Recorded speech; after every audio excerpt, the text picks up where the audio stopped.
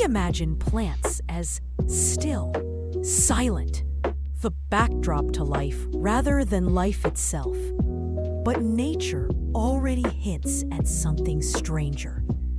The Venus flytrap snaps shut in a fraction of a second. Pitcher plants drown insects. Sundews trap them with glistening glue. These are killers, even if they don't move like we do. Now, imagine this, not just passive traps, but active pursuit. A jungle where vines sense motion and strike. Trees that track movement through sound and vibration. Grass that lashes out when disturbed. Is it science fiction? Yes, but with roots in real biology. Welcome to What Happens If, the podcast where we explore impossible questions grounded in science, philosophy, and imagination. In today's episode, we ask, what happens if plants could hunt like animals? Scientists have already proven that plants respond to touch, light, gravity, and even sound.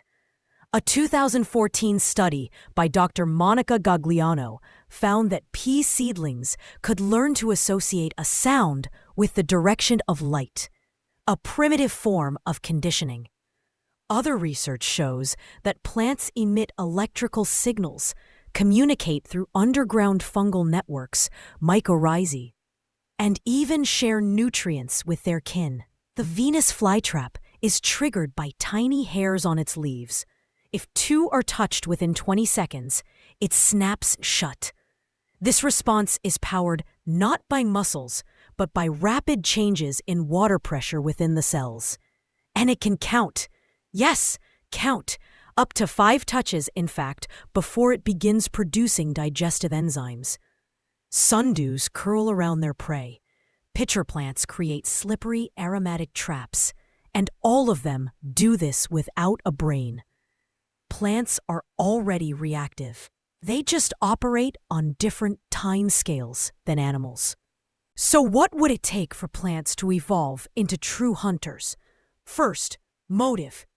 In extreme environments, deep caves, nutrient-starved swamps, post-apocalyptic zones where sunlight is limited, natural selection could reward mobility, speed, and aggression. Second, mechanism. Plants already store mechanical energy. Some seed pods explode to launch seeds meters away. Imagine that energy redirected to movement.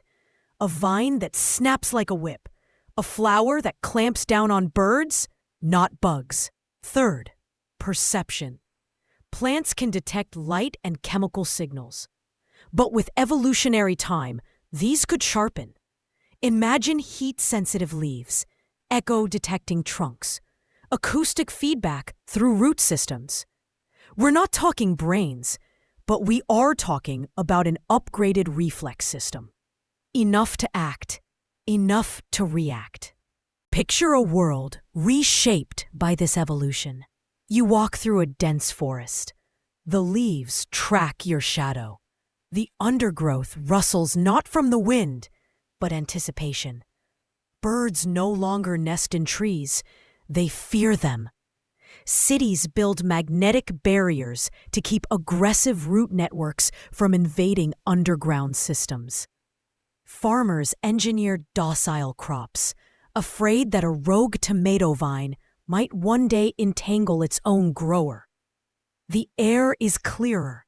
Pest populations are low. But every meadow walk is a risk. Children are taught not to run through fields, not because of thorns, but because the grass might bite back.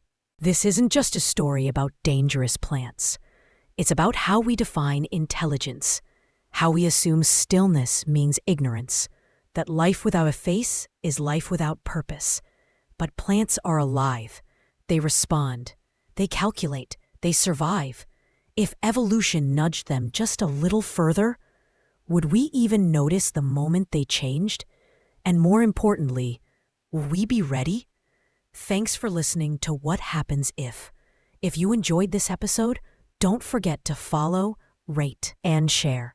And as always, stay curious, stay grounded, and don't turn your back on the trees.